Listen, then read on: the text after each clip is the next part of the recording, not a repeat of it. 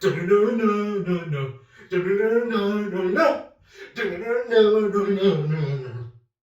everyone, and welcome back to X Marathon, where we cover all of the X-Men movies and X-Men related properties. With me today we have. Hi, I'm Emily. Today we're going to be talking about a movie that I said would cause me to scream in pain in the last two videos. And yeah, okay, yeah, that's me. Hi. And I'm Joelle. These are the first X-Men movies I've seen. I am rather familiar with the lore and a bunch of different pieces. I just never got around to actually watching the movies until this marathon. So, Quick question: did you watch the first two movies, or is this literally the first X-Men movie you saw? did I stutter, Max? Oh wow. Okay. Oh wow. We are. All right. Yeah, no. First Class was the first X-Men movie I've seen. Okay. Well, thank God, because that's not what we're talking about today. We're talking about The Last Stand. X-Men: The Last Stand.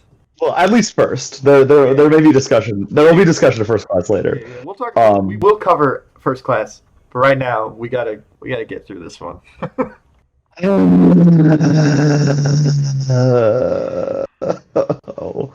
Why you sound so down, Emily?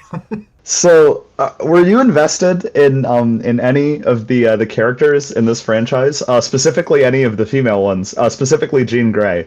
If so, I do not have the movie for you. This would not be the movie for you to watch if that was the case with your general enjoyment of this franchise. I'll say this, just a little funny note. This took me 2 sittings to get through. Like the first time I watched it, I stopped about halfway through, and I was just like, I'm bored. I just want to get this. I'm done. So I stopped, and I was like, oh, I gotta finish this for the show. And then I finally finished it. And I was like, all right, that was kind of a weird note. I'll say this though, in this movie's favor, I don't think this is the worst X-Men film. Still Well, have a no. lot more to go. I do think in terms of making me deeply sort of aggravated by the choices that it makes, this one frustrates me a lot more.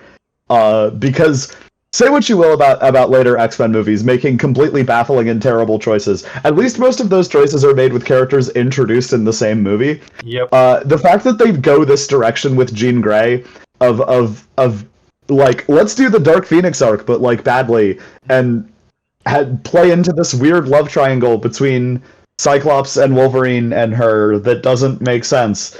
After 3 movies, the fact that this is the direction that we take it is just it's insane. It's insanity. It feels like suddenly at some point in the production of these movies, like a switch flips and everything stops making sense, and it's between the end of X2 and like the beginning of this movie. I actually have a little bit of behind the scenes regarding that kind of switch flip if you want to know real quick. Oh, interesting. Okay, so what it is first of all, this is not Bryan Singer directing. He went to go direct Superman Returns, the most boring Superman movie ever made. And so they got Brett Ratner to direct this movie after like going through like every white male director in Hollywood at the time. Like even Zack Snyder at one point was supposed to direct this film apparently. Yeah, by the way, just fuck Brett Ratner. Just want to say that real quick. I think he also is a terrible piece of shit human being. Also, another person we have to blame is Emily, your old pal, Joss Whedon, specifically. Oh, I am aware. Because Yeah. apparently the studio wanted to do the Mutant Cure storyline more than the Dark Phoenix saga, so that's why, like, I can't, like, I'm not as mad at you about the Dark Phoenix stuff in this film, because it's not even there, really.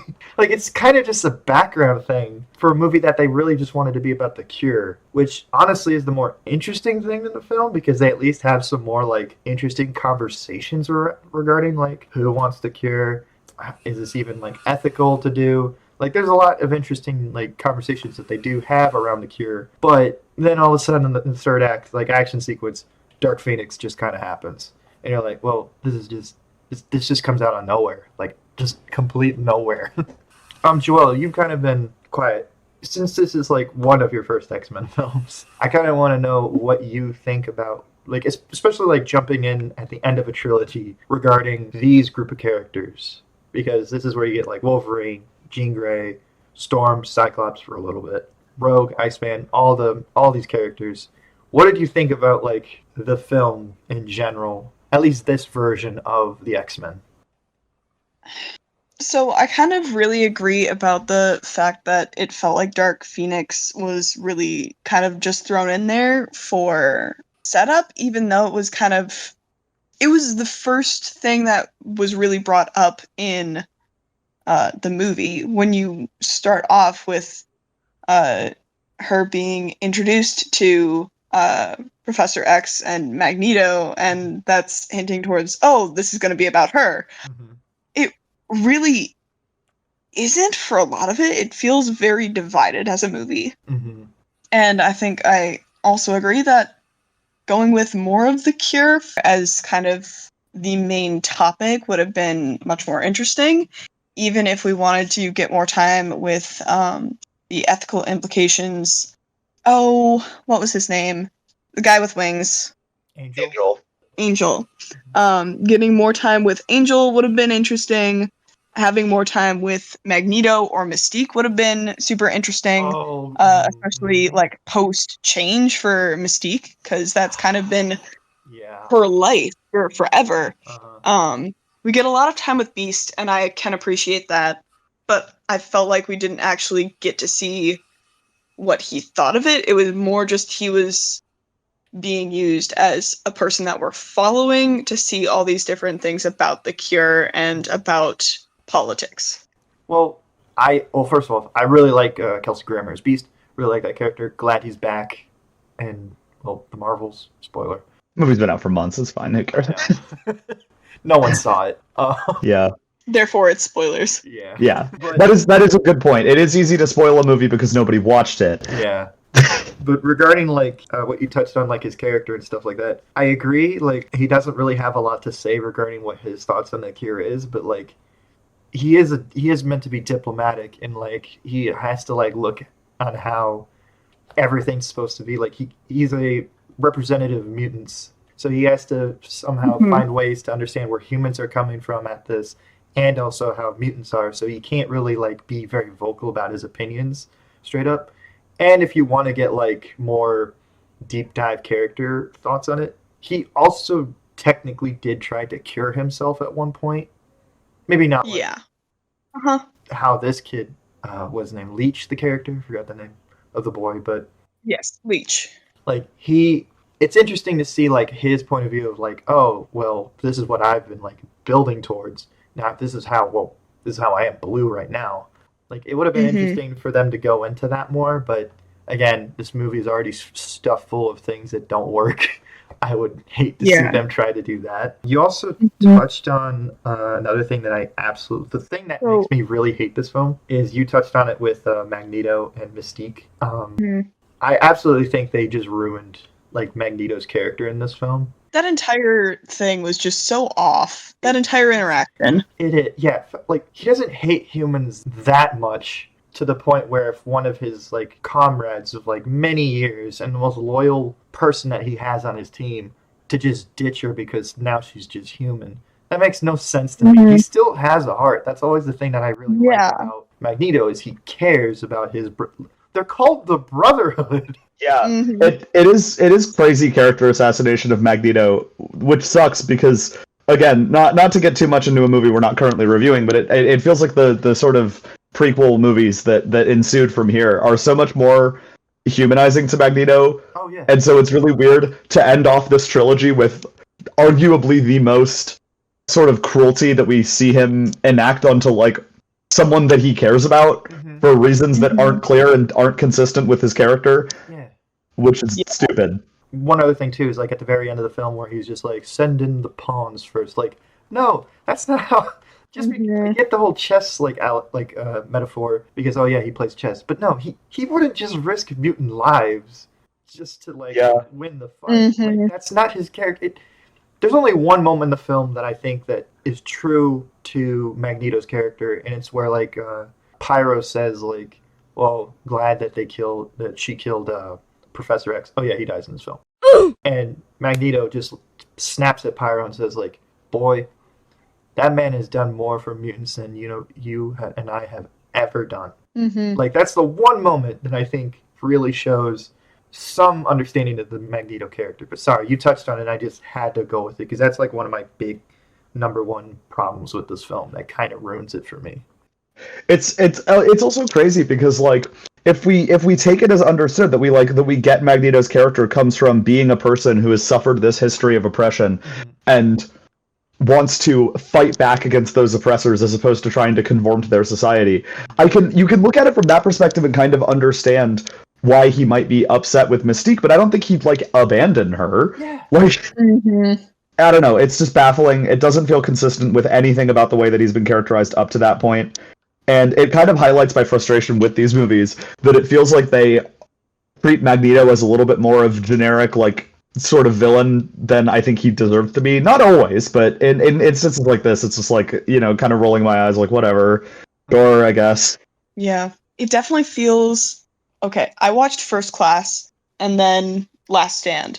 And those two back-to-back was just such a, like, whiplash. I was like, there was like this nuanced, you always knew that this was where he was going to end up as the villain, but you could see him in such a human way, and you were hoping that he wouldn't throughout First Class. And then to just Last Stand, where how? There's just no nuance. Absolutely none. It is black and white. Yeah. He is suddenly... If you are mutant, you are superior. If you are not, you are worthless. Actually, it puts him in a very interesting position as someone who survived the Holocaust. Yeah. Like when we take it on that level and start looking about the implications generated there, it's like, yeah. Has Magneto been characterized like that at times in the comics? Yes, but it primarily comes from the period of time before his backstory was written, which is what makes it so weird. It's like you can't just go back to this completely unsympathetic, like, mutant eugenicist perspective when it is now completely incongruent with the way that we understand this character. You can't like kind of have a foot in both worlds because it doesn't make sense. Yeah. Yeah. They even make a point in this film to show off the tattoo. Yeah. So it's not like, oh well, they're not focusing. We're just going to wreck on that. Yeah. No. Like, no. Yeah. They're like, it's there. Yeah.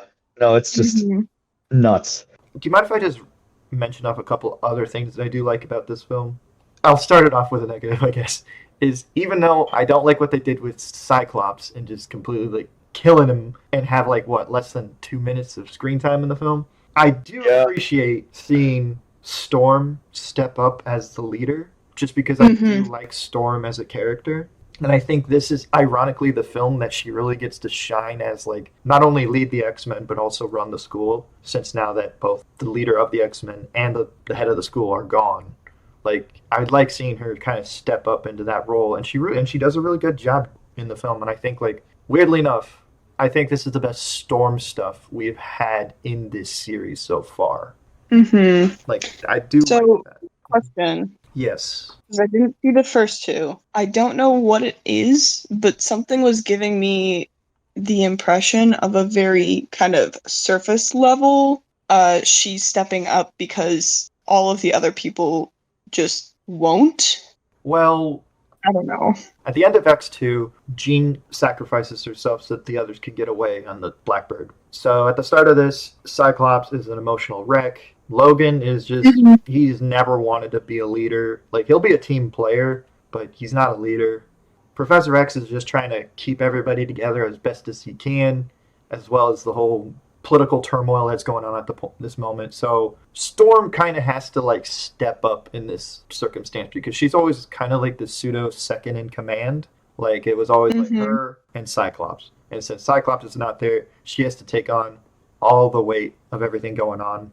And I think Halle Berry does a good job in showing that in the bits that we do get to see that. And like when the school is threatened to be like shut down because Professor X was murdered, she steps up and says like, no, this place is a safe haven for mutants, and we should always have that be the case. This place stands for something, and we can't just let that go. Yeah, so I like getting to see that, even though like the main character of the film, again, is Wolverine, for lack of a better term. And I think he, like, again, Hugh Jackman always does a really good job as his character, even in the worst of moments. I just think that, like, his entire role in this film is just like, Gene, Gene. Yeah.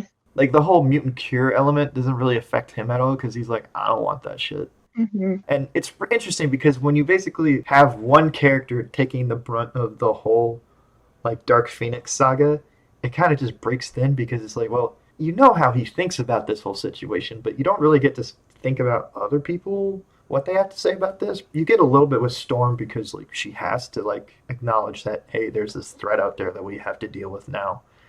But other than that, like not many other characters really have to deal with this Dark Phoenix presence in the film. Mm-hmm. Yeah, that's one thing about like that I kind of have a problem with the film. I just think of that scene where Storm is giving the eulogy for Professor X, Mm-hmm. and it's like kind of being like, oh yeah, she's a leader, she's someone who is super close to him, she's stepping up, but all of the focus was kind of just on Wolverine for most of that thing. Yeah. I just think that that's a weird note to set if they're trying to portray her in a strong role. I don't know. I get it. It's again. People can disagree with me. That's fine. No, I don't disagree with you at all. I think you make a great point. I just, for what I see of Storm, I see, oh, that's an interesting arc this character is going on. Can we like focus on that more? Mm-hmm. There's lots of arcs that have potential to be really interesting. Oh yeah. But they have the potential to be. Yeah. But then execution. Yeah. One final thing I have to say. Up until a point, I do really enjoy the finale fight of this movie, where the X-Men have to fight against the Brotherhood, and they have that lineup. I think that's a pretty fun action sequence. Like, you get to see a lot of characters that, like, you've grown with throughout this trilogy. So, like, you finally get to see Iceman and Colossus on the team. Kitty Pryde is in the film, even though she kind of just, like, shows up in this film. Yeah. But don't worry, Kitty Pryde contributes to straight Iceman jump scare, consistently the funniest parts of these movies to me. Mm-hmm. And man, does not make that plot any better. Although in retrospect, it is funny given that Elliot Page has transitioned now. That by technicality, the plot of this movie is that Iceman can't focus on his girlfriend because there's a boy that he likes. Yeah. I think that's retroactively improved the subplot somewhat, but I agree. Sorry, the unintentional look of shock on Bobby's face when he sees Rogue. I almost wanted that scene to go on and just be like, ooh, hate to tell you, but most awkward time to come out ever. I know, right? I'm sorry. Okay, correct me if I'm wrong. I thought that Rogue did a lot more in the typical comics. Yes. Yeah. Like, yeah. Rogue is usually one of the main characters. They just kind of forget past the first movie, but well, if you mean like her power set, oh yeah, she can do a lot in the comics, but because at the time this was released, Fox didn't have ownership of all Marvel characters, and also it'd be really difficult to explain Captain Marvel all of a sudden in the X-Men universe at that time. They basically just don't give her ability to like fly and have super strength and all that kind of stuff. So they just made her emo. Yes. The ultimate power. Yes. Emo. I am sad. Fear me. I'm gonna be sad, and I'm gonna make it everyone's problem. Yeah. It's so funny too, because again, like if you watch the original X-Men cartoon, Rogue is like one of the protagonists of that show. Oh, yeah. Like she does so much in it, and then she's in this movie, and it's like relationship drama. I don't know. Like so many of the female characters in this, their entire plot is just relationship drama. Yeah, it's really obnoxious. Epic. Also, shout out to that really horrific scene in the like operating room with Jean and Logan. I was not going to comment on that. I'm so glad you brought it up. Yeah, what the fuck? Brett Ratner? I mean, guess it makes sense, but just easily the most demeaning and like, okay, all right, man. Like that moment is ridiculous. It really is. And why was it so long? Like, that especially contrasted with like how fast a similar kind of scene happened with Cyclops earlier in the film. Oh yeah. I'm just like, what? Well, you forget one is played by James Marsden, cinema's favorite cuck. Well, that is hard to argue with. I did point at him and was like, hey, that's the guy who played the dude in Hop. Yeah. I am so glad that we know James Marsden for the exact same face. Like, that is for sure the dude from Hop. 100%. Yeah. But yeah, and then you have the other scene with like Hugh Jackman, and they got to show off that he worked out. Congrats. I'll say this: for what Famke Jensen is given in the film, I don't think that she's a bad actress. No, that's not the issue. The issue is that Like I think the screenwriter was on some shit. Oh, definitely. What she's given, I think she's trying her best to like understand the character in some level of like humanity. So they're like, okay, so it's like a mental illness of like split personality. So like one moment she's the Phoenix, one moment she's Jean. So she's trying to use that as her way to like kind of get in the character. But then yeah, when it comes to like lab scene, it's like, who's doing this? Yeah. Mm-hmm. I will never say this again in my life. I genuinely prefer how this aspect of the story was handled in Dark Phoenix 2019. Oh. Ooh. I do not say that lightly, but I do stand by it. Oh boy, I can't wait to review that one. I do think that it's an interesting undertone that the only resolution for a plot about a mentally ill, powerful woman is to kill her. Yeah. Did think that was interesting, and I was seeing some throwbacks to a good old our favorite Wanda Maximoff. Of course, Oh yeah. yeah. Yeah. Wanda. You know. Yeah. Yeah, that character who was famously handled super well in that movie. Oh yeah. Correct me if I'm wrong, Emily, if you have read the Dark Phoenix comics. I know that Some of them pretty well. Okay, but I know that like the element in the original comics as well is that like the Phoenix is like a overbearing presence on Jean, but she like has moments of like regaining control back and says like, no, you have to do this. Like, there's no way of me living in this scenario without having everyone else die. Like, it's just Right. like, but I believe in that comics there's like a device that this alien group, yeah, there's aliens, but the Shi'ar like come up with this device that can take out the Dark Phoenix, and she ultimately uses it on herself. So at least it's her choice in this weird fucked up scenario. It's not like this like thing where like Logan has to make the choice. Yeah. It's a movie made by Brett Ratner. A woman couldn't have agency. That wouldn't happen. Oh yeah, I forgot. Yeah. That's unrealistic. Yeah, that's just, from a filmmaking perspective, you really have to consider that if we don't sideline every single female character in the film, then it's just not realistic. The movie's called X-Men. And again, even Dark Phoenix 2019 manages to get this. Dark Phoenix is so much more interesting when it's about Jean, and in this movie it feels like they make it so much about Logan that it's like, why do I care? Yeah. This isn't happening to him. This isn't about you. Yeah. Her mental illness is apparently about him. Yeah. I don't know. Yeah. Well, question: what did you like? I know we kind of talked about it a little bit. What do you guys think of like Professor X like dying in this film? All right.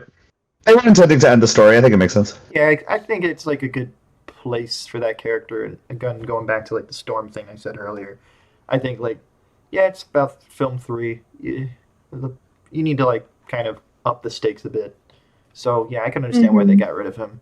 So Yeah. I wish that his death would have had more of a effect on like Magneto and Storm. Any sort of effect on Jean would have been nice to see. Yeah. And Logan, we basically just see him sulking a little bit. There's no emotion there. Yeah. Anyways. Well, no, like, he does cry at his like he kind of breaks down and like gets on his knees. Okay. Maybe I missed that part. No, yeah, like there's Might have- like men can show emotion. Just once. Just the one time. Just the one time. Well, actually, two. He does kill Jean at the end and starts crying. Yeah. I mean, murder is typically pretty emotional. Yeah. Well, not clearly enough, because at the end of this film, alright, this is the one thing about this film that I just don't understand why this was their final shot. It's everybody at the X Mansion just chilling. He looks at the TV, sees that Beast is like now the representative of mutants at the UN. He goes out, smiles, and looks outside of the X Mansion as the camera pulls back. And I'm just thinking to myself, like, this is weird because, like, a minute ago you were crying, bawling, tears.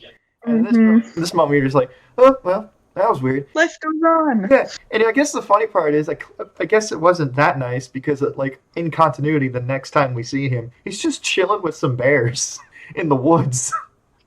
This film just caused a lot of problems in the continuity afterward. Yeah. I mean, we'll get to the film in just a bit that really fucks up continuity, in my opinion. Continuity, but it's at least a good movie, so I'm willing to cut it more slack. Oh yeah, we'll get there. But is there anything else you guys want to say about Dark Phoenix before we like end this off? Because like I don't hate this film. I just think that it's a bad way to end off a trilogy of films that was doing pretty good for itself. I do hate this film quite deeply.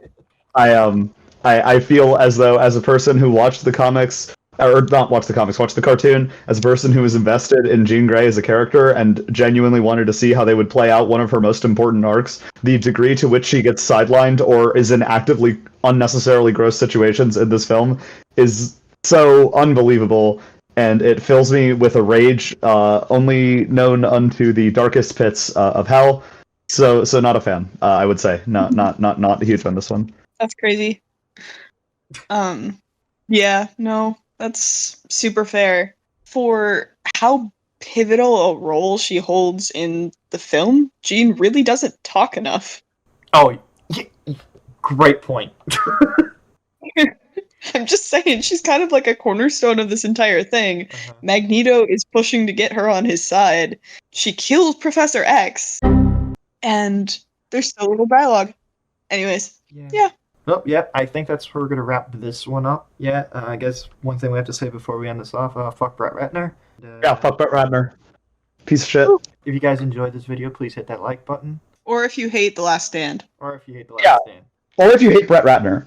Oh, please like it if you do. Any of the above.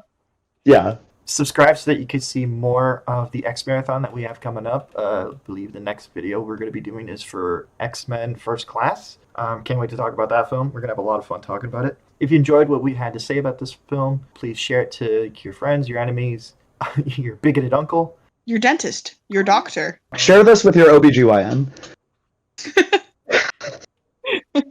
It's a great conversation piece. So you see my biggest problem with he's just sitting there like, yeah, I totally agree. Yeah. Subscribe to our Patreon.